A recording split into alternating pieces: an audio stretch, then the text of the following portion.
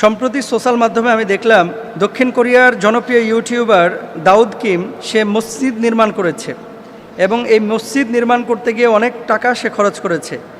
দাউদ Kim যে মসজিদ নির্মাণ করলো, সে অন্য ধর্মের অনুসারী ছিল, নতুন করে ইসলাম কবুল করেছে এবং টাকা বা ডোনেশন কালেক্ট করে সে মসজিদ নির্মাণ করলো, সে সওয়াব পাবে কিনা? এই প্রশ্নটা কেন করা হয়েছে আসলে আমি অনেকক্ষণ ভেবেছি যে মসজিদ নির্মাণ করলে এটা তো আল্লাহ সুবহানাহু ওয়া তাআলা সওয়াব দেয়, এটা হাদিসের মধ্যে আছে, কুরআনুল কারীমের আয়াতের মধ্যে আছে। কিন্তু দাউদ কিম মসজিদ নির্মাণ করেছে, এটা নিয়ে এই প্রশ্ন করার মানেটা কি? তো বুঝলাম যে অমুসলিম থেকে যেহেতু মুসলিম হয়েছে এবং সে যেহেতু ইউটিউবার অথবা সোশ্যাল মাধ্যমে তার অ্যাক্টিভিটিস রয়েছে, এই কারণে মূলত প্রশ্নটা হয়তো বা সে করে থাকতে পারে। দেলোয়ার হোসেন, দাউদ কিম যে মসজিদটি নির্মাণ করেছে সোশ্যাল মাধ্যমে আমিও পেয়েছি এবং টুইটারে সে লিখেছে কি, আলহামদুলিল্লাহ, অবশেষে আমি এটি করতে পেরেছি, আপনাদের সহায়তায় আমি আল্লাহর ঘর বানিয়েছি। আলহামদুলিল্লাহ, সবাই বলেন। দেখেন রাসূল আকরাম সাল্লাল্লাহু আলাইহি ওয়াসাল্লাম কি বলছেন, মান বানা লিল্লাহি মাসজিদান বানাল্লাহু লাহু বাইতান ফিল জান্নাহ। যে ব্যক্তি আল্লাহর জন্য একটি ঘর, মসজিদ ঘর নির্মাণ করবে, আল্লাহ রাব্বুল আলামিন তার জন্য জান্নাতে একটা বালাখানা নির্মাণ করে দেবে। এটা কিন্তু জানাতেন বিষয় না, জান্নাতে বালাখানা আল্লাহ সুবহানাহু ওয়া তাআলা নির্মাণ করে দেবে। দেখেন অসংখ্য মুসলমান আমরা যারা আছি এই দুনিয়ার জিন্দেগিতে, বাপ ছিল মুসলমান, দাদা ছিল মুসলমান, আজকে আমি অটো মুসলমান হয়ে গেছি। মসজিদে 5 বছরে 10,000 টাকা দান করে নাই, এই মুসলমানের সংখ্যা কিন্তু বাংলাদেশে একেবারে কম না। কিন্তু স্ত্রীর জামা কাপড়ে আপনার 10,000 কেন 30,000 টাকা খরচ করে দিয়েছে 2 বছরে। এরকম অসংখ্য মানুষ আছে যে নিজের স্ত্রীর বিলাসিতার জন্য, ছেলে মেয়ের বিলাসিতার জন্য 1000 টাকা, লক্ষ টাকা খরচ করে, কিন্তু আল্লাহর ঘরের জন্য খরচ করতে পারে না। দাউদ কিম যে মসজিদটি নির্মাণ করেছে, অনেকে বলে যে ফেসবুকের উপার্জিত টাকা দিয়ে মনে হয় মসজিদ নির্মাণ করেছে। মিথ্যে কথা। উনি ওখানে উল্লেখ করেছে টাকাগুলো কোথায় পেয়েছে, কত টাকা খরচ করেছে জানেন? দাউদ কিম যে মসজিদটা নির্মাণ করেছে কত টাকা খরচ করেছে? $1,36,500 ইউএস ডলার। $1,36,500 তার মানে বাংলাদেশি টাকায় 1 কোটি টাকার উপরে। আলহামদুলিল্লাহ বলেন। তো এরকম যারা সোশ্যাল মাধ্যমে যাদের বড় বড় পেজ রয়েছে এবং টুইটারে বড় বড় অ্যাকাউন্ট রয়েছে, ওরা কিন্তু চাইলে এরকম কোটি টাকায় যে কোনো মুহূর্তে তারা কিন্তু ডোনেশন আনতে পারে। আপনি বাংলাদেশে এই যে বন্যা দুর্গত এলাকায় যখন কাজ করেছে, আসন্না ফাউন্ডেশন কাজ করেছে, ওই যে একজন গায়ক কি যেন একটা ছেলে তাশরিফ খান, সে কাজ করেছে, কোটি কোটি টাকা কিন্তু উঠিয়েছে। তার মানে কি সোশ্যাল মাধ্যমের একটা পাওয়ার কিন্তু এখন আছে। আল্লাহ তাআলা এই সোশ্যাল মাধ্যমের মাধ্যমে আল্লাহ সুবহানাহু ওয়া তাআলা এগুলো অ্যারেঞ্জ করান। এটা কিন্তু সোশ্যাল মাধ্যমের একটা বড় ভালো দিক।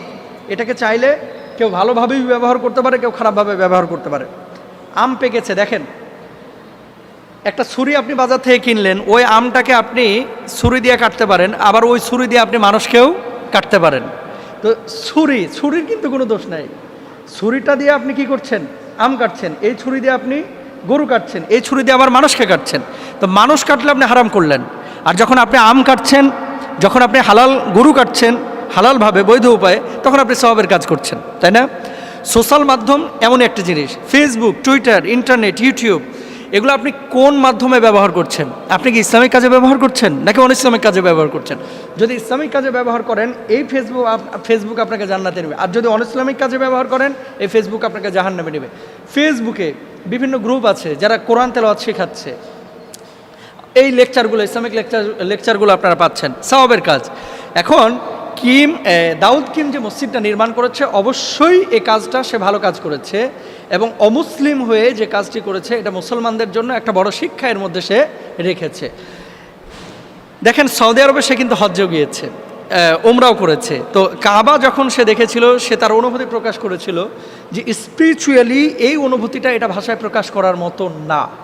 আপনি কাবা যতক্ষণ পর্যন্ত নিজ চোখে না দেখবেন, হজ যতক্ষণ পর্যন্ত না করবেন, উমরা যতক্ষণ পর্যন্ত না করবেন, ততক্ষণ পর্যন্ত এটার অনুভূতি আপনি বুঝতে পারবেন না।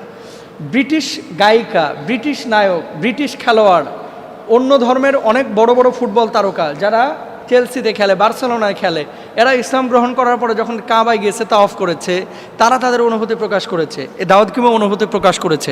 সুতরাং আল্লাহ সুবহানাহু ওয়া তাআলা কাকে কখন কিভাবে হেদায়েত দেবে এটা আপনিও জানেন না, আমিও জানি না। মাইয়ুদুলিল্লাহু ফালা হাদিয়া লাহু ওয়া মাইয়াহদিল্লাহু ফালা মুদিল্লা লাহু। যদি আল্লাহ কাউকে হেদায়েত দান করে, কেউ তাকে বিভ্রান্ত করতে পারবে না। আর কাউকে যদি আল্লাহ বিভ্রান্ত করতে চায়, সারা দুনিয়ার মানুষ একদিকে হয়ে তারা হেদায়েতের পথে আনতে পারবে না। সুতরাং দাউদ কিম যে মসজিদ নির্মাণ করেছে, এটা ফেসবুক ইউটিউবের টাকা না, মূলত এই টাকাটা সে তার টুইটার অ্যাকাউন্ট থেকে মানে বিজ্ঞপ্তি দিয়ে ডোনেশন নিয়ে এসেছে। যেভাবে রাস্তায় কালেকশন করা হয়, মসজিদে কালেকশন করা হয়, এইভাবে কালেকশন করে সে মসজিদটি নির্মাণ করেছে। আল্লাহ তাআলা আমাদেরকে মসজিদ বানানোর, মসজিদের খাদেম হওয়ার তৌফিক দান করুন।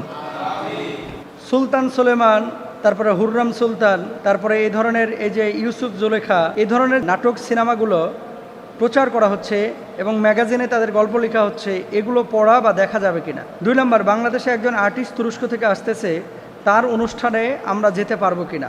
এই তুর্কি সিরিয়ালে অভিনয় করে। আচ্ছা, কে আসতেছে আমার জানা নাই, সম্ভবত কেউ আসতেছে বাংলাদেশে। তবে প্রশ্নের যে প্রথম অংশ দেখেন, তুরস্ক আমি নিজেও সফর করেছি এবং সুলতান সুলেমানের কবর আমি নিজেও জিয়ারত করেছি, আলহামদুলিল্লাহ। তারপরে আব্দুল হামিদ খান, অটোমান সালতানাতের এই যে 750 বছরের বেশি সময় তারা যে গোটা ইউরোপ শাসন করেছে, অঞ্চলগুলোর অনেক অংশ আমি সফর করেছি, আলহামদুলিল্লাহ। তুরস্ক গিয়ে সফরগুলো করেছি।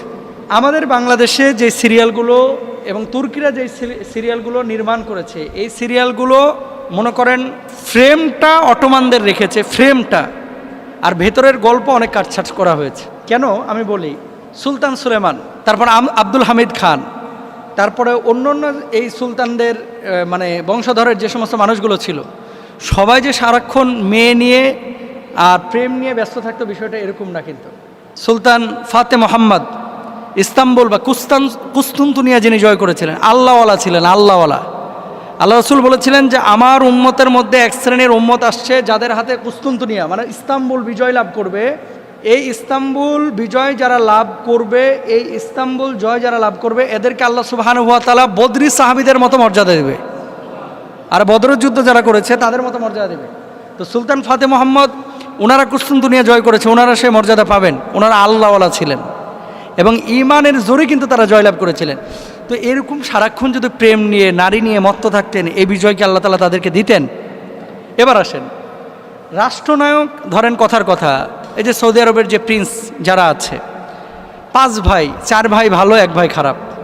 বাপের একই ফ্যামিলির 10টা ভাই আছে বা সন্তান আছে, 10 জনের মধ্যে 8 জন ভালো, 2 জন খারাপ, এরকম হয় কি হয় না?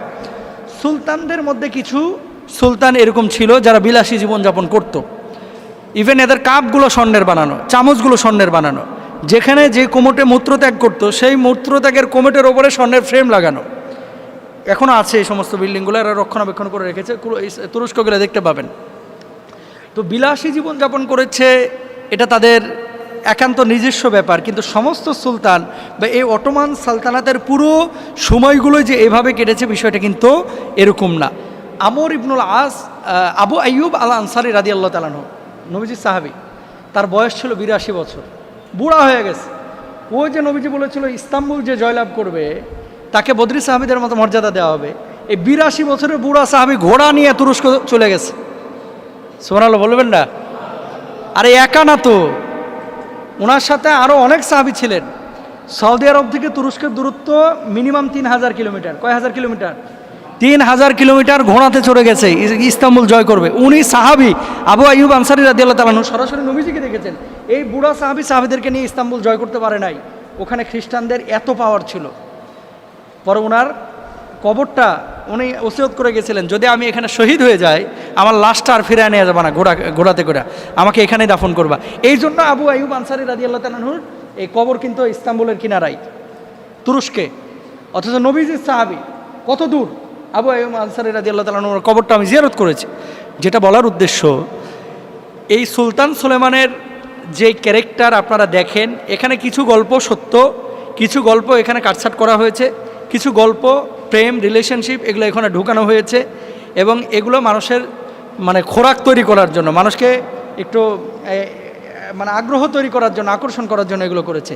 এগুলো সব কিছু বিশ্বাস করা যাবে না। আর আরেকটা বিষয় বলি, ইউসুফ জুলেখা নামে ওই যে কি সিরিয়াল চলতেছিল, এগুলো দেখবেন না, হারাম। এগুলো কি, কেন বলবেন যে হুজুর হারাম কেন? নবীদের চরিত্র এবং ক্যারেক্টার, ইউসুফ আলাইহিস সালামের চেহারা কেমন ছিল? মেয়েরা আপেল না কেটে হাত কেটে ফেলছে, এত সুন্দর ছিলেন ইউসুফ আলাইহিস সালাম। এখন ওখানে যে ইউসুফের চেহারা দেওয়া হয়েছে ইরানের এক আর্টিস্টকে, দাড়ি রাখছে দূর, চেহারা সুন্দর, ঠিক আছে, কপালটা খোলা। আমাদের বাচ্চারা, আমাদের জেনারেশন যখন এর চেহারাটা দেখবে মনে করবে ইউসুফ নবী মনে হয় এরকমই ছিল। আসে কি আসে না?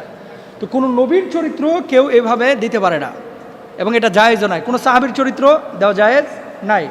হ্যাঁ, গল্প আকারে প্রকাশের জন্য আপনি এতটুকু করতে পারেন যে ধরেন আপনি চেহারা বানাইলেন না, ছায়ার মতো কিছু বানাইলেন, অথবা চাদর দিয়ে একজন মানুষের আকার ধারণ করাইলেন, চেহারা দেখাবেন না, সেটা আপনি প্রেজেন্ট করতে পারেন, এবং সত্য ইতিহাস যদি তুলে ধরা হয় এটা জায়েজ আছে। আর ইউসুফ জুলেখার প্রেম দেখাইতেছে ওখানে নাটকের মধ্যে, হারাম সম্পূর্ণরূপে, এগুলো দেখা যাবে না। ইরান থেকে আসলে আর সৌদি আরব থেকে আসলে সব কিছু জায়েজ হয়ে যায় না, এটা মাথায় রাখতে হবে। এই মানে 3-4 দিন না 5 দিন আগে দেখলাম কি পত্রপত্রিকায় এসেছে, সাঁতারের ড্রেস পরে এই ফ্যাশন করতেছে সৌদি আরবে, নাউজুবিল্লাহ বলেন। তো যা কিছু ওখান থেকে আসলেই সব কিছু জায়েজ হয়ে যাবে, বিষয়টা কিন্তু এরকম না। আপনাকে দেখতে হবে কোরআন হাদিসের মধ্যে কী আছে। আর তুরস্কের কোনো আর্টিস্ট যদি বাংলাদেশে আসে, যদি হালাল বা বৈধ কোনো অনুষ্ঠানেও নেই, যেখানে দেশের কল্যাণে কোনো কাজ করতেছে বা কথা বলতেছে, দিনের কল্যাণে কোনো কথা বলতেছে, সেই জায়গাগুলো আপনি যাইতে পারেন। কিন্তু নাচ গান করতেছে বা অশ্লীল কোনো কিছু হচ্ছে, বেপর্দাহীনতা বা পর্দাহীনতার কোনো কিছু দেখা যাচ্ছে, সেখানে আপনারা অংশগ্রহণ করতে পারবেন না। আল্লাহ তাআলা আমাদের সবাইকে বোঝার তৌফিক দান করুন।